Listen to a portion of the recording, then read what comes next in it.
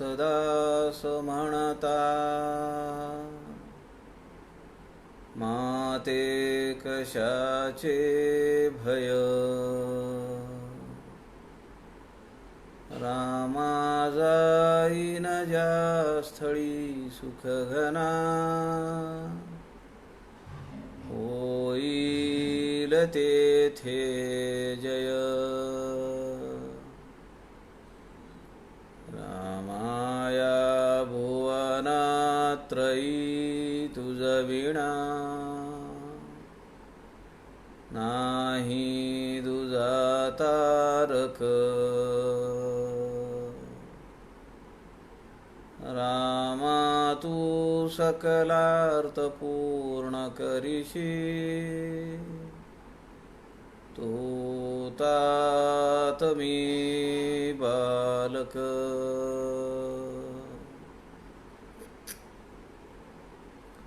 शुका सारिखे पूर्ण वैराग्य ज्याचे,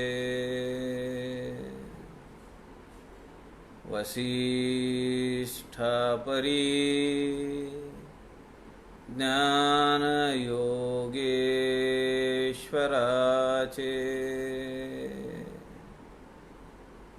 कवी वाल्मिकी सारिखा मान्य ऐसा,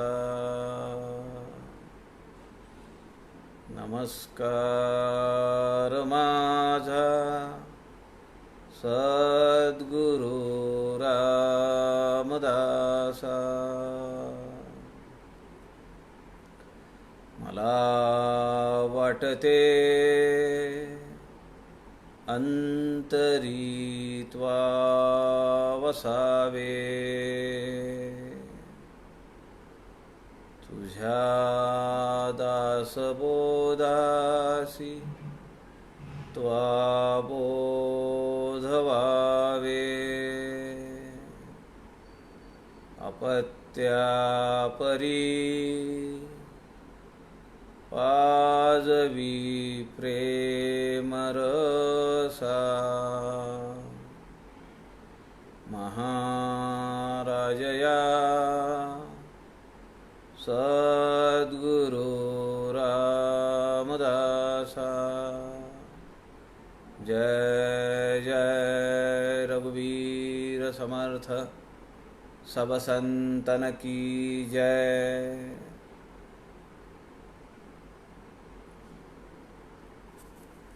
सज्जन हो, नमस्कार. सद्गुरु समर्थ रामदास स्वामींच्या ग्रंथांचा, वाङ्मय प्रकाराचा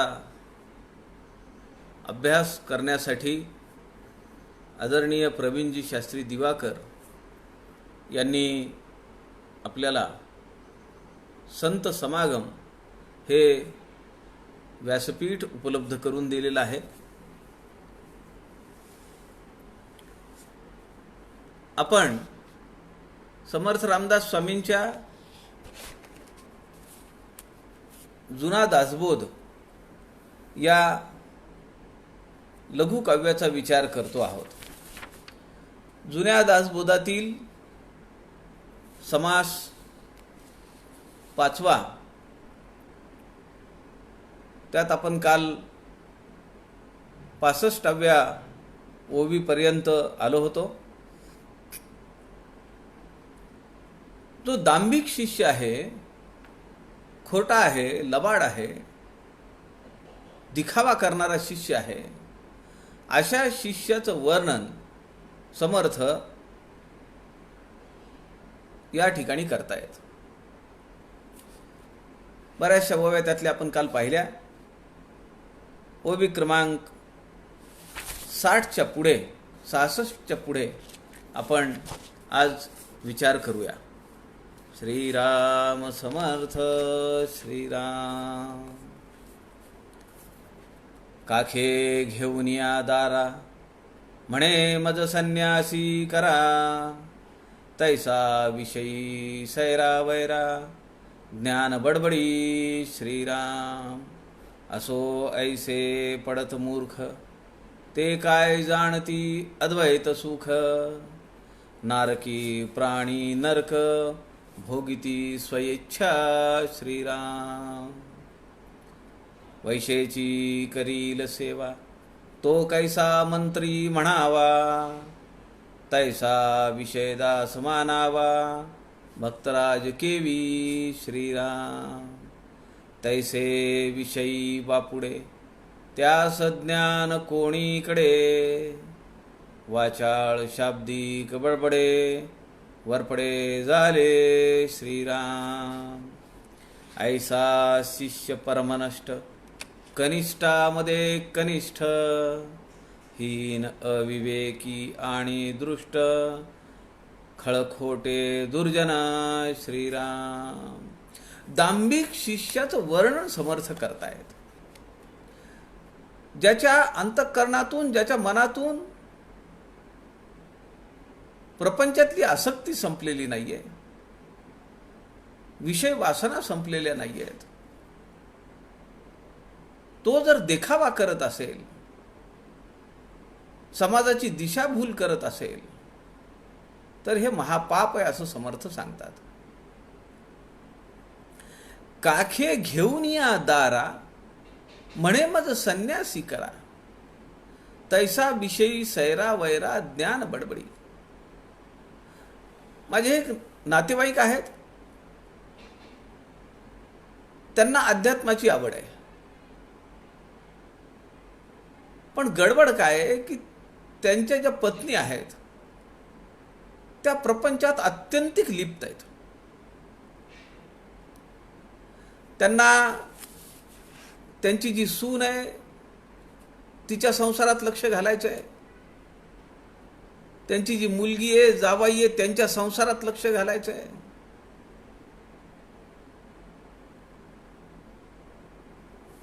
त्यात त्या लिप्त आहेत.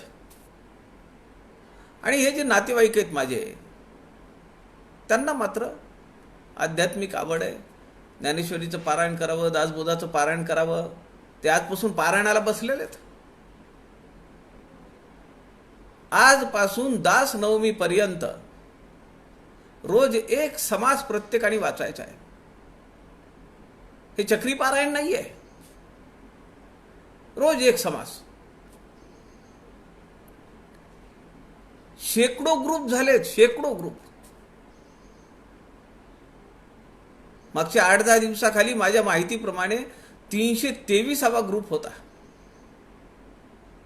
या 8 दिवसात अजून किती ग्रुप झालेत माहिती नाही. गडावरून ही योजना आली आहे. पारायण पूर्ण झाल्यानंतर प्रत्येकाच्या घरी, कारण त्यांचा पत्ता, फोन नंबर, पिन कोड सगळं घेतलेलं आहे,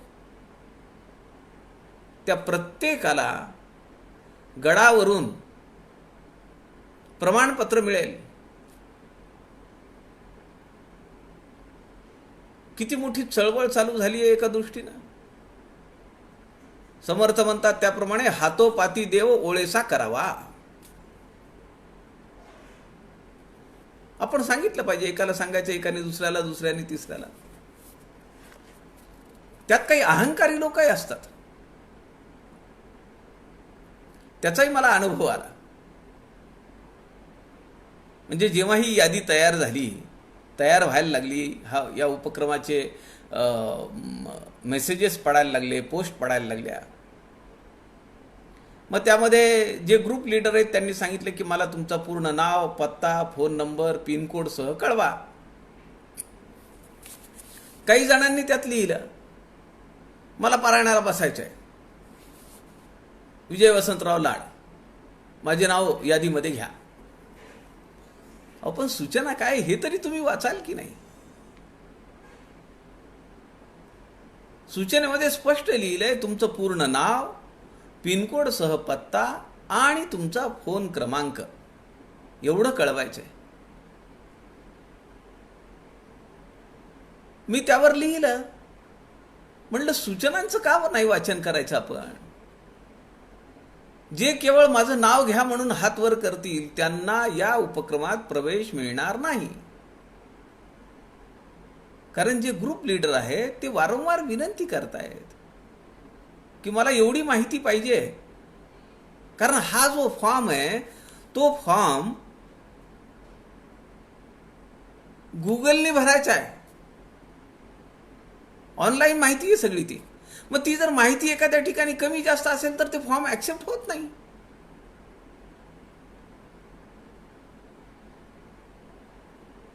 मग ते कुणाला तरी लागला. त्यांनी 2-3 अभंग टाकले.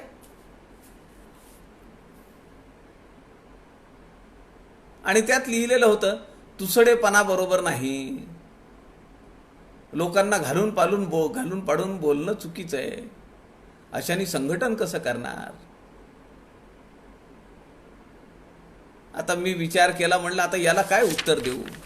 मनात वाटलं की म्हणलं फायदा कुणाचा आहे, कोण पारायण करणार आहे, समर्थांची कृपा कुणावर होणार आहे, आणि त्याच्यासाठी जर शिस्तीने या म्हणून सांगितलं ते एवढं का लागावं. समर्थांना शिस्त अत्यंत प्रिय आहे. सगळं वेळच्या वेळेवर असायला पाहिजे, पण लोकांना ते करळ लागतं, त्याला काही इलाज नाही. आपला विषय चालला होता, काखे घेऊन या दारा, म्हणे मज संन्यासी करा, तैसा विषयी सैरा वैरा ज्ञान बडबडी. आता हे जे माझे नातेवाईक आहेत त्यांना मुळात अध्यात्माची गोडी आहे, पण त्यांची अडचण काय आहे. काखे घेऊन या दारा, कुठेही जाऊ द्या, प्रवचनाला असू दे, कथेला असू दे, यात्रेला असू दे. यात्रेचं ठीक आहे हो, 8-10 दिवस जावं लागतं, पण आता कथेला जायचंय, निरूपण ऐकायला जायचंय, तर जबरदस्ती कशाला बायकोला. बरं, तिला त्यात काही इंटरेस्ट नाहीये ना, असं करणं किती चुकीचं आहे. ते समर्थ सांगतात, काखे घेऊन या दारा, म्हणे मज संन्यासी करा, तैसा विषयी सैरा वैरा ज्ञान बडबडी. मग तो जे तिथं त्या निरूपणाच्या तिथं ऐकलेलं असतं,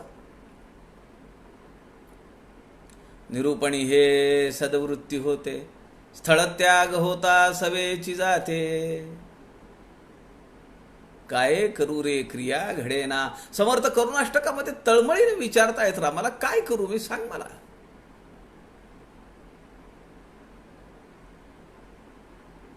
मला अध्यात्मात गोडी आहे, बायकोला अध्यात्मात गोडी नाही, कशाला जबरदस्ती करतो.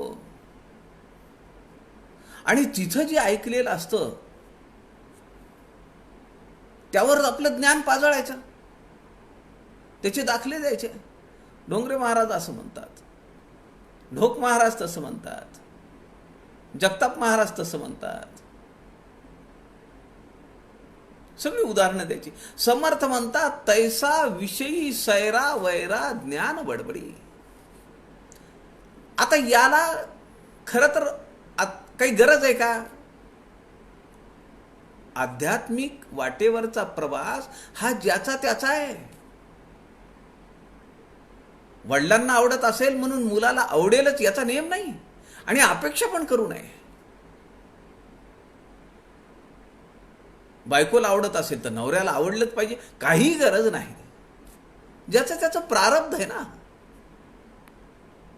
कर्मविपाकाचा सिद्धांत आहे.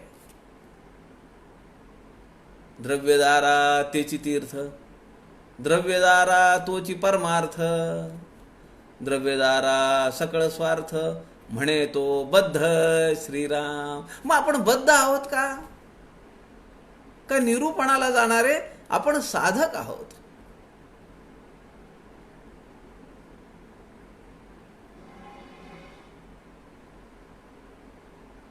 ज्यांना पारायणामध्ये सहभागी व्हायचंय त्यांनी फोन नंबर दिला पाहिजे, म्हणजे त्यावर संपर्क तरी करता येईल. आजचा एक दिवस आहे मोकळा, कारण अजूनही संध्याकाळ झालेली नाहीये. एखाद्या ग्रुपमध्ये जागा असेल तर तिथं तुमचं नाव ऍडजस्ट होऊ शकतं. समर्थ म्हणतायत, हा जो विषयी माणूस आहे हा ढोंग करतोय की तू अध्यात्मात आहे. पण द्रव्यदारा तेच तीर्थ. बायको, पैसा,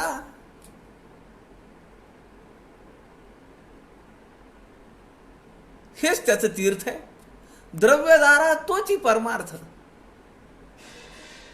द्रव्यार्जन करणे, बायकोसोबत राहणे, प्रपंच करणे, हाच त्याचा परमार्थ आहे. द्रव्यद्वारा सकळ स्वार्थ, म्हणे तो बद्ध. आपण साधक आहोत, एक वेगळ्या प्रकारची साधना आपण करतो आहोत, त्यामुळे आपण बद्ध असता कामा नये. पुढे समर्थ म्हणतात, असो ऐसे पडत मूर्ख, ते काय जाणती अद्वैत सुख. नारकी प्राणी नरक, भोगिती स्वइच्छा श्रीराम. असो ऐसे पडत मूर्ख, ते काय जाणती अद्वैत सुख. भक्तीचेन योगे देव, निश्चये पावती मानव. समर्थ पहिल्या दशकातल्या पहिल्या समासात सांगतात. आजच मी पहिला समास वाचलाय. तो भक्तिमार्ग विशद करून सांगितलाय दासबोधामध्ये. त्यातलं सुख या बाकीच्या लोकांना काय माहिती आहे.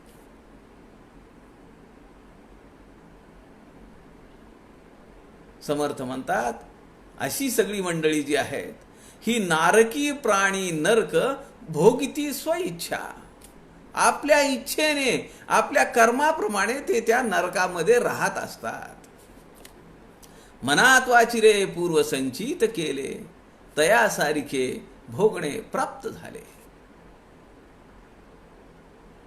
जे केलं त्याप्रमाणे भोगायला मिळणार. किडे मकोडे उंबरी करती लीला. त्यांना तिथंच राहावं वाटतं. शेणातल्या किड्यांना शेणातच मजा आहे. रामकृष्ण परमहंसांची एक कथा आहे, त्यांनी सांगितलेली. सुनील दादांनी त्यांच्या प्रवचनामध्ये, त्यांच्या दासबोधामध्ये ही सांगितली आहे. 2 कोळीणी होत्या, मासे विकणाऱ्या. ठाकूर असं म्हणतात की दोघींनी मासे घेतले आणि बाजारात विकायला नेले. त्या दिवशी मासे खूप आले, त्यामुळे यांचे सगळे मासे विकले गेले नाहीत. बराच वेळ वाट पाहिली, अंधार पडला, घरी जायला उशीर झाला. म्हणून त्यांना काय वाटलं की रस्त्यामध्ये एक माळी आहे जो आपल्या परिचयाचा आहे. आपण तिथं बऱ्याच वेळा थांबतो, पाणी पितो, जेवण करतो. आपण त्या माळ्याच्या इथं मुक्काम करूया का, कारण आता खूप उशीर झालाय. त्या माळ्याला त्यांनी विचारलं. तो म्हणाला, काहीच हरकत नाहीये, उद्या सकाळी निघा तुम्ही. रात्र झाली होती, जेवण झाली,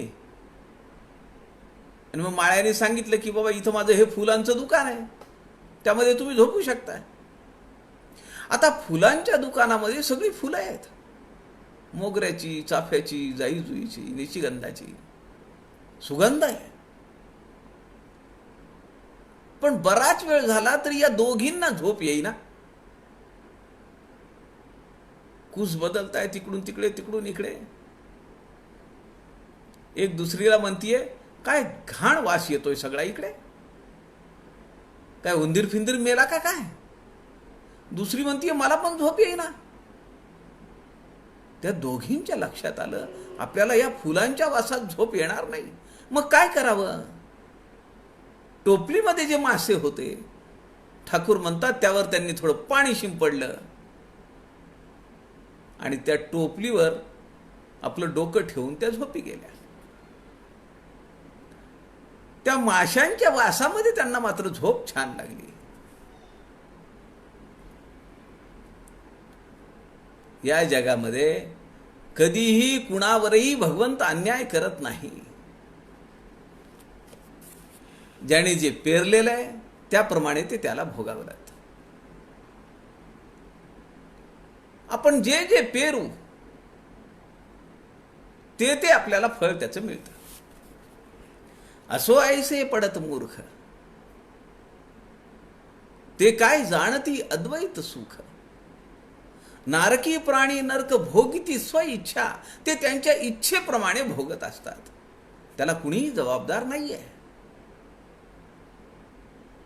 पुढे समर्थ म्हणतात, वैशेची करील सेवा तो कैसा मंत्री म्हणावा, तैसा विषय दास मानावा, भक्तराज केवी श्रीराम.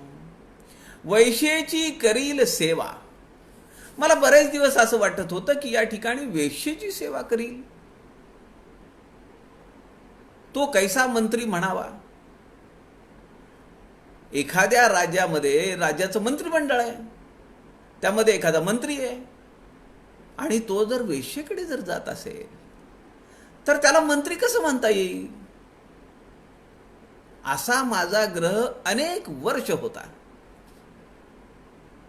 पण ही ओवी पुन्हा पुन्हा पुन्हा पुन्हा वाचत असताना माझ्या असं लक्षात आलं, वैश्येची करील सेवा म्हणजे विषयांची जो सेवा करील तो कैसा मंत्री म्हणावा. म्हणजे ज्या क्षुद्र देवतांची आराधना करून अघोरी मंत्र सिद्धी करून घ्यायची असेल तरी सुद्धा त्याला विषयांपासून दूर राहावं लागतं.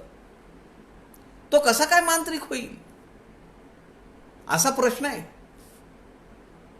वैश्येची म्हणजे विषयांची जो सेवा करील तो साधा मांत्रिक सुद्धा होणार नाही. क्षुद्र देवता सुद्धा त्याला प्रसन्न होऊ शकत नाही, कारण तो विषयामध्ये लिप्त आहे. तैसा विषय दास मानावा भक्तराज केवी. यावरून पहिल्या चरणाची जी मला काय म्हणतो त्याला गैरसमज होता तो निघाला. तैसा विषय दास मानावा. कैसा? ज्याला मंत्रसिद्धी सुद्धा प्राप्त करून घेता येत नाही. छोट्या मोठ्या क्षुद्र देवतांची सुद्धा ज्याला कृपा दृष्टी करून घेता येत नाही, असा हा विषय दास आहे की जो वैश्येची करील सेवा, विषयांची सेवा करील. समर्थ या ठिकाणी म्हणतात, भक्तराज केवी. तो भक्तांमध्ये राजा. मुख्य शिष्याचे लक्षण गुरुवचनी पूर्ण विश्वास.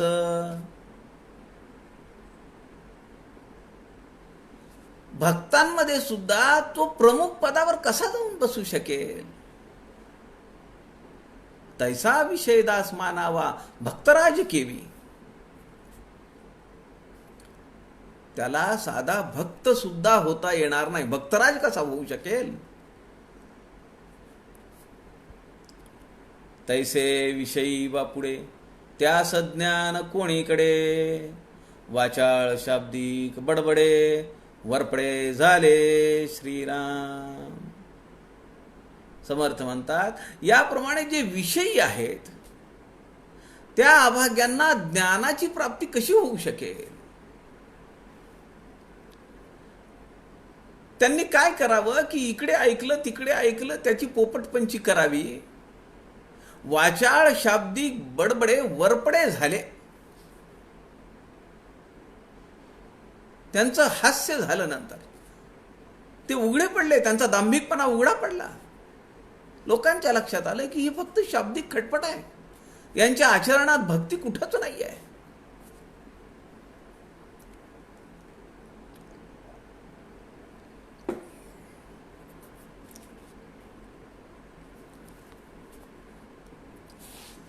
हे भक्ती नाहीये, हे केवळ शब्दांचा खल करणारे आहेत. समर्थ म्हणतात, तैसे विषयी बापुडे त्यास ज्ञान कोणीकडे, वाचाळ शाब्दिक बडबडे. नुसती बडबड बडबड बडबड करायची. ह्याचा उल्लेख, ह्याचा संदर्भ द्यायचा, त्या संतांचा संदर्भ द्यायचा. अरे पण तुझ्या आचरणात आलाय का. निदिध्यास, श्रवण, मनन, निदिध्यास आणि चौथा आत्मसाक्षात्कार. परमार्थाच्या या 4 पायऱ्या आहेत. जोपर्यंत आपल्या आचरणात ते येत नाही तोपर्यंत आत्मसाक्षात्कार होऊ शकत नाही. असा जे परमार्थ करणारे ढोंगी शिष्य आहेत, जे लबाड शिष्य आहेत, त्यासाठी समर्थांचा एक अभंग आहे. समर्थ म्हणतात, ऐसा कैसा रे परमार्थ, जळो जळो जिणे व्यर्थ, युक्तहार करवेना, निद्रा आली धरवेना. आचरणात काय आलंय? युक्तहारस्य. भगवंत गीतेमध्ये सांगतात, साधकाचा आहार कसा असला पाहिजे, त्याचं बोलणं कसं असलं पाहिजे, त्याचं चालणं कसं असलं पाहिजे, त्याची झोप कशी असली पाहिजे. युक्ताहार करवेना, निद्रा आली धरवेना. त्याला कंट्रोल होत नाही, सारखी झोप आहे डोळ्यावर. जयाची निद्रा वाढ तो एक मूर्ख. समर्थ नव्या दासबोधामध्ये म्हणतात, रसाळ गाणे नाचणे, तेथे सावधान होणे, सर्व काळ करणे रळी, हास्य विनोद टवाळी. कायम भांडण, सर्व काळ करणे रळी, कायम भांडायचं, जोरजोरात बोलायचं, हास्य विनोद टवाळी. श्रवणी आवरेना क्रोध, सिद्ध होता आता बोध. श्रवण चालू आहे आणि ते श्रवण होत असताना सुद्धा आपल्या दोषांवर ज्याला कंट्रोल करता येत नाहीये, तिथं सुद्धा तो चिडचिडेपणा करतो. दुसऱ्याचा धक्का लागला त्याच्यावर खेकसतो. शांततेने त्याला काही घेताच येत नाही. देहपांग पडिला गळा, म्हणे मी चौदेहा वेगळा. अरे देहाची बुद्धी तुझी अजून गेली नाहीये. देहपांग पडिला गळा, त्या देहासाठी तू काय काय नाही ते करतो. आणि लोकांना काय सांगतोय की म्हणे मी चौदेहा वेगळा. स्थूल सूक्ष्म कारण महाकारण या चौदेहांपेक्षा मी वेगळा आहे. पोचलाच हा, परब्रह्मच झाला. मन चंचळ आवरेना, नीच उत्तर सहावेना. कुणी काही बोललं, रागावलं, एखादा शब्द टोचून बोलला, चिडतो लगेच. मला जेव्हा त्या ग्रुपवर लोकांनी असं सांगितलं की तुसडेपणा बरोबर नाहीये, संघटन कसं करणार, तुकाराम महाराजांचा अभंग, समर्थांचा अभंग, असे 2-3 अभंग टाकले. मी म्हटलं आपण शांत असलं पाहिजे. त्याला काय उत्तर देणार? मन चंचळ आवरेना, नीच उत्तर सहावेना. रामदास म्हणे भावे, रामदास म्हणे भावे, स्थूल क्रियेस नच जावे. स्थूळाकडे लक्ष देऊ नको. कुठे विहार असला पाहिजे, सूक्ष्मात असला पाहिजे. सूक्ष्म हे व्यापक आहे, स्थूळाला मर्यादा आहेत. त्याला आकार आहे, रंग आहे. सूक्ष्माला तसं नाहीये. ते कुठेही केव्हाही जाऊ शकतं. ते सर्व व्यापी आहे, ओमनी प्रेझेंट. पुढे समर्थ म्हणतात, ऐसे शिष्य परमनष्ट, कनिष्ठामध्ये कनिष्ठ, हीन अविवेकी आणि दृष्ट, खळखोटे दुर्जना श्रीराम. किती विशेषणं दिली आहेत अशा खोट्या शिष्यांना की ज्यांची अजून विषयासक्ती संपलेली नाहीये, ज्यांचा अजून प्रपंच संपलेला नाहीये. समर्थ म्हणतायत, ऐसे शिष्य परम नष्ट. नुसते नष्ट नाहीये, परम नष्ट. नुसता अर्थ आहे का? परमार्थ आहे. आम्ही कशाचा अभ्यास करतो आहोत? परमार्थाचा अभ्यास करतो. परम अधिक अर्थ. तसं इथं समर्थ म्हणतायत, असा जो ढोंगी लबाड खोटा शिष्य आहे तो काय होईल? परम नष्ट होईल, नाश पावेल. कनिष्ठामध्ये कनिष्ठ, हीन अविवेकी आणि दृष्ट, खळ खोटे दुर्जना, किती विशेषणं लावली आहेत अशा असत शिष्याबद्दल. ऐसे जे पापरूप दीर्घदोषी वज्रलेप, तयास प्राश्चित्त अनुताप, उद्भवता आहे श्रीराम. तेही पुन्हा शरण जावे, सद्गुरु ससंतोष व्हावे, कृपा दृष्टी झालिया व्हावे, पुन्हा शुद्ध श्रीराम. यातही समर्थ अशा शिष्याला एक वाट दाखवतायत. असा जो हीन आहे, अविवेकी आहे, दृष्ट आहे, वैरी आहे, खोटा आहे, वाचाळ आहे, असा जो शिष्य आहे, समर्थ म्हणतात त्यांनी काय केलं पाहिजे? सद्गुरूंना शरण गेलं पाहिजे. ऐसे जे पापरूप दीर्घ दोषी वज्रलेप. लेप माहिती आहे तुम्हाला? आणि वज्रलेप. एखाद्या समाधीला वज्रलेप जर केला तर समाधी पुढे कित्येक शेकडो वर्षापर्यंत राहील. अन्यथा आपण जे काही अभिषेकाची दूध, दही, मध, साखर काय काय टाकत असतो, त्यामुळे त्या समाधीची झीज होत असते. आपल्याला माहिती आहे का, सज्जनगडावरच्या समर्थांच्या समाधीला वज्रलेप दिलेला आहे. तो आता या 15-1 वर्षात झालेला आहे. समर्थांची मूळ समाधी पाहिली आहे, त्याला एक फट आहे, चीर आहे समोर. फट नाही म्हणता येणार, चीर आहे, ज्यातून समर्थ प्रकट झालेले आहेत. आणि समर्थांनी कल्याण स्वामींना दर्शन दिलेलं आहे. त्यानंतर अनेक वर्षानंतर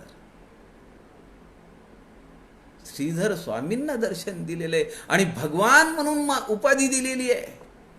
श्रीधर स्वामींना भगवान ही उपाधी कुणी दिली आहे?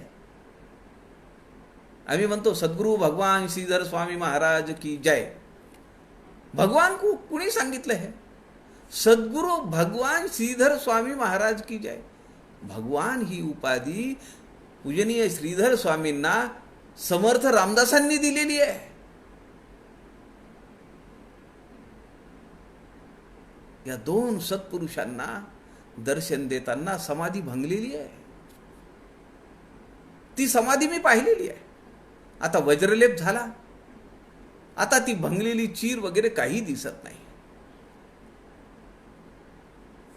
समर्थ म्हणतायत ऐसे जे पापरूप दीर्घ दोषी वज्रलेप. दोषांचा वज्रलेप आहे. तयास प्राश्चित्त अनुताप उद्भवता आहे. अशा कनिष्ठातल्या कनिष्ठ शिष्याला सुद्धा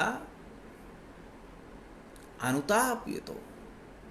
त्याला वाटतं की मला प्रायश्चित्त घडलं पाहिजे. त्याच्या अंतःकरणामध्ये वैराग्य निर्माण होतं. हा मुक्त होण्याचा एक मार्ग समर्थ सांगतायत. सद्गुरू हे परम दयाळू आहेत, ते कनवाळू आहेत. सद्गुरूंनी आम्हाला सांगितलेली 4 सूत्र आहेत. मुख्य हरिकथा निरूपण, दुसरे ते सावधपण.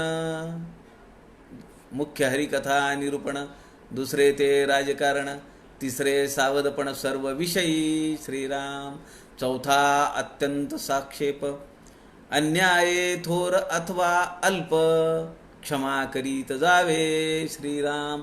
चतुसूत्री आहे ना. मग या 4 सूत्रांच्या व्यतिरिक्त सद्गुरू वागतील कसे?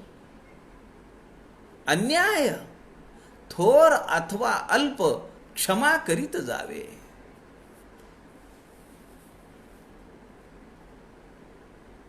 क्षमा करता आली पाहिजे.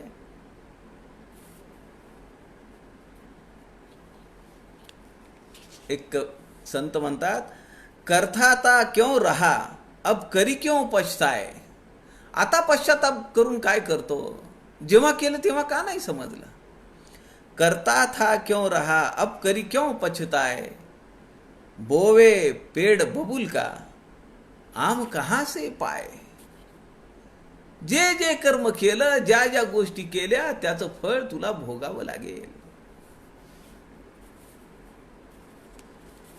आणि त्याला जर प्रायश्चित्त झालं, त्याच्या अंगी जर अनुताप आला, त्याला जर वैराग्य उत्पन्न झालं, तर समर्थ म्हणतात तेही पुन्हा शरण जावे, सद्गुरु संतोष व्हावे, कृपादृष्टी झालिया व्हावे पुन्हा शुद्ध. असा शिष्य सुद्धा, असत शिष्य सुद्धा सद्गुरूंची कृपा पुन्हा प्राप्त करून घेऊ शकतो. कबीरजी म्हणतात सब कुछ गुरु के पास है, सब कुछ गुरु के पास है, पाइए अपने आप, सेवक मन सौंप्या रहे, रहे चरण में लाग. सद्गुरूंच्या चरणावर पडून राहावं. सद्गुरू आज न उद्या आपल्यावर कृपा करतील. आणि ती जर एकदा कृपा झाली तर आपला परमार्थिक दृष्टीचा, वाटचालीचा मार्ग मोकळा होऊ शकतो. तेही पुन्हा शरण जावे. तेही म्हणजे त्यांनी, जो ढोंगी आहे, जो लबाड आहे, पण आता त्याला उपरती झाली की नाही, मी जे वागलो ते बरोबर नाहीये, मी आत्तापर्यंत खूप पाप केली, मी कधी देवाचं पूजन केलं नाही, मी कधी जप केला नाही, मी कधी कुणाला चांगलं बोललो नाही. असं जेव्हा त्याला प्रायश्चित्त होईल, त्याच्या अंगी अनुताप चढेल, त्याला वैराग्याची प्राप्ती होईल, त्याने पुन्हा सद्गुरूंना शरण जावं. तेही पुन्हा शरण जावे, सद्गुरू संतोष व्हावे, त्यांना संतोष द्यावा, त्यांना समाधान द्यावं, त्यांना सुख द्यावं, त्यांची आपण सेवा करावी. तद्विद्धी प्रणिपातेन परिप्रश्नेन सेवया, भगवंत गीतेमध्ये सांगतायत. कृपादृष्टी झालिया व्हावे पुन्हा शुद्ध. स्वामी द्रोह जया घडे. आता जर सद्गुरूंच्या विरुद्ध जर काही उलट्या पालट्या गोष्टी केल्या तर काय होतं? स्वामी द्रोह जया घडे, तो यावश्चंद्र नरकी पडे, तयास उपावची न घडे, स्वामी तुष्टल्या वाचुनी श्रीराम. तद्विद्धी प्रणिपातेन परिप्रश्नेन सेवया. स्वामींना खुश करणं, सद्गुरूंना त्यांची सेवा करून त्यांचा अंकित दास होणं, त्यांना समाधान देणं, त्यांना सुख प्राप्त करून देणं, हे सेवकाचं दास्यत्वाचं प्रधान लक्षण आहे. म्हणून या ठिकाणी समर्थ म्हणतात की स्वामी द्रोह जया घडे. जो स्वामींची चेष्टा करील, स्वामींची टिंगल करील, सद्गुरूंची टिंगल करील, टवाळी करील, सद्गुरूंनी जो मार्ग आखून दिलेला आहे त्यावर चालणार नाही, त्याची उपेक्षा करील, तो यावत चंद्र नरकी पडेल. म्हणजे अनंत काळासाठी त्याला त्या भोग भोगावे लागतील. यावत चंद्र नरकी पडे म्हणजे याला काही जन्म तेवढ्या वर्षाचं आयुष्य आहे का? जोपर्यंत सूर्य, जोपर्यंत चंद्र आहे तोपर्यंत जगणार आहे का कुणी? तसा नाही त्याचा अर्थ घ्यायचा. अनंत काळासाठी त्याला ते भोगावं लागेल. खरं तर सद्गुरू काही शाप देतात का? पण हे ठरलेलं आहे. जसं संत म्हणतात, करता था क्यों रहा अब करी क्यों पछताए. आता का वाईट वाटतंय तुला? करताना काही नाही वाटलं. बोवे पेड़ बबूल का आम कहां से पाए. आज अक्षय तृतीया आहे. सगळ्यांनी आंबे खाल्ले असतील, आंब्याचा रस खाल्ला असेल. आज फार मोठा योग आहे. छत्रपती श्री संभाजी महाराजांची जयंती आहे. महात्मा बसवेश्वरांची जयंती आहे. मी खरं तर आज एक काव्य पाहत होतो, त्यामुळे मला एक 2-3 मिनिट आज उशीर झाला, पण ते काव्य काही मला सापडलं नाही. महात्मा बसवेश्वरांचं एक काव्य आहे. ते आम्हाला ग्राहक तीर्थ बिंदू माधव जोशींनी एका अभ्यास वर्गात सांगितलं होतं. त्यामुळे मी डायरा शोधत होतो आणि आज वेळ झाला, 2-3 मिनिटं वेळ झाला, आज जास्त झाला. महात्मा बसवेश्वरांनी, मला थोडं थोडं आठवतं ते, त्याचा अर्थ आठवतो, काव्य नाही आठवत ते, एक 4-5 कडव्यांचं ते काव्य आहे. महात्मा बसवेश्वर महादेवांना विनंती करतायत की मला तुझं दास्यत्व करण्यासाठी, तुझा सेवक होण्यासाठी माझ्या शरीराच्या अवयवांचं काय काय व्हायला पाहिजे.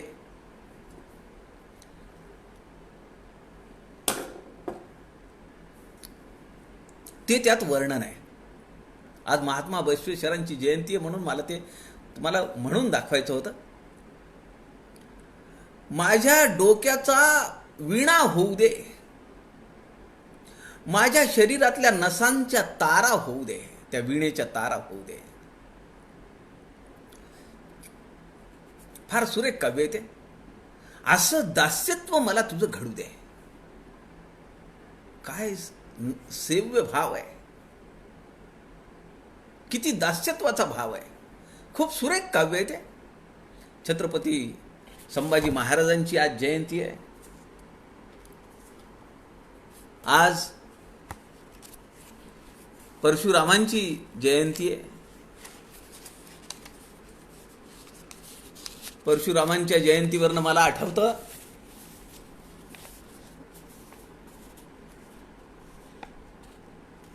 समर्थांचं गोत्र आणि परशुरामांचं गोत्र एकच आहे, जमदग्नी गोत्र.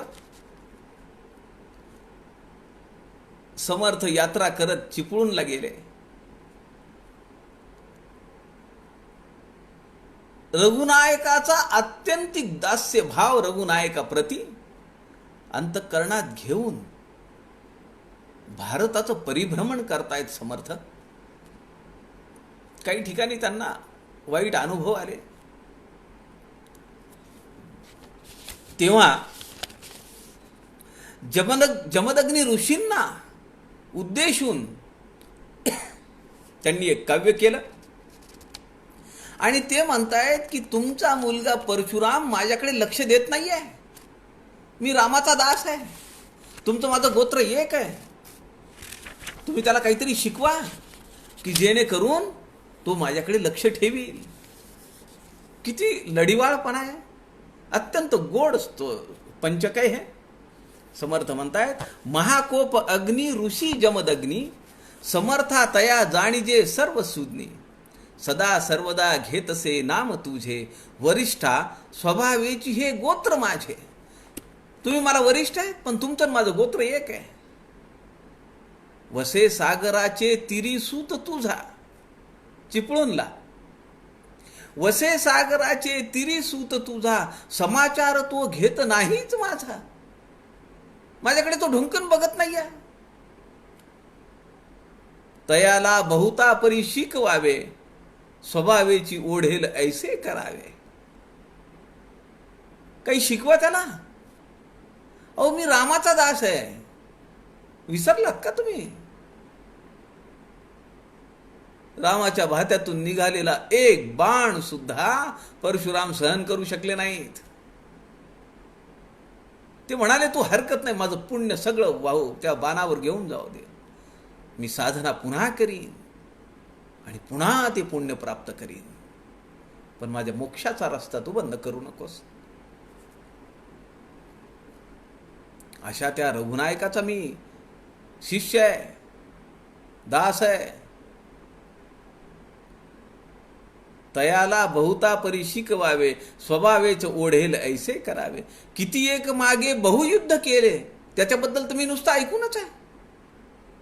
किती एक मागे बहुयुद्ध केले, किती वेळ या ब्राह्मणा राज्य दिले. अकस्मात सामर्थ्य ते काय झाले, युगासारिखे काय नेणो बी झाले. अरे एवढं मोठा पराक्रम गाजवला त्या काळामध्ये, मग आज तो कुठे आहे? चिरंजीव आहेसी ऐसी वदंती. परशुराम हे चिरंजीव आहेत अशी कथा आहे. समर्था तुझे चित्त काठिन्य कीती, तुझे नामधारी तुला हे कळेना. कृपाळूपणे चित्त कैसे वळेना. तुझं आणि माझं गोत्र एक आहे, मग ते लक्षात यायला पाहिजे तुझ्या.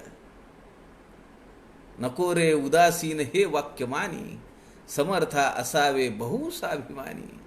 करावा दीनानाथ हे सत्य वाचा, तुला चिंतितो दास मी राघवाचा.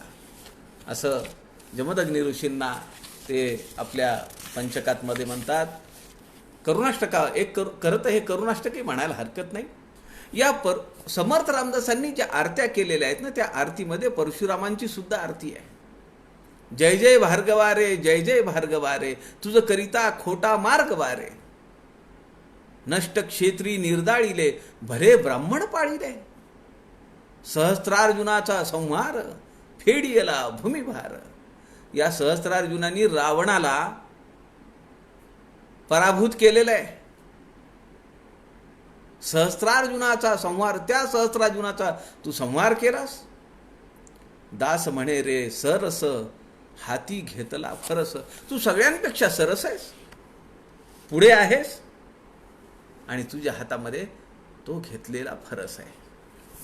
आज असा हा योग आहे. समर्थ या ठिकाणी म्हणतायत, स्वामी द्रोह जया घडे, तो यावश्चंद्र नरकी पडे. तयास उपावची न घडे, स्वामी तुष्टल्या वाचुनी. स्मशान वैराग्य आले, म्हणून लोटांगण घातले. कोणतं वैराग्य आलंय? स्मशान वैराग्य. आपण जातो घाटावर निरोप देण्यासाठी. जोपर्यंत त्या घाटावर आहोत तोपर्यंत आपण काय चर्चा करतो, काय नाही. काल भेटले हो, मागच्या आठवड्यात मला बोलले होते, काही खरं नाही, सगळं सोडून इथं जावं लागतं, वगैरे वगैरे वगैरे. याला म्हणतात स्मशान वैराग्य. आणि मग ती शोकसभा होते, लोक काय दोन गोष्टी बोलतात. मग नळ लावलेले असतात, तिथं पाय धुवायचे. पाय जे क्षणाला धुतले आणि मोटरसायकलची वाहनाची आपल्या चावी आपण खिशातून काढली की आपल्या विचारांना सुद्धा आपण चावी वेगळी देतो. आणि ते जे वैराग्य आलेलं होतं ते स्मशानातच राहत, आपल्यासोबत येत नाही. पुन्हा आमचं राहाट गाडगं चालू होतं. स्मशान वैराग्य आले, म्हणून लोटांगण घातले. तेणे गुणे उपतिष्ठले नाही ज्ञान. ते स्मशान वैराग्य कुणाला आलं? आता मला जीवनाचा कंटाळा आलाय, या जीवनात काही पडलेलं नाहीये, असं जर वाटायला लागलं, आणि म्हणून एखाद्याने सद्गुरूंच्या जाऊन पाया पडला, त्या स्मशान वैराग्याच्या क्षणिक काय म्हणतो त्याला, क्षणिक वैराग्यातून आत्मज्ञान प्राप्त होईल का?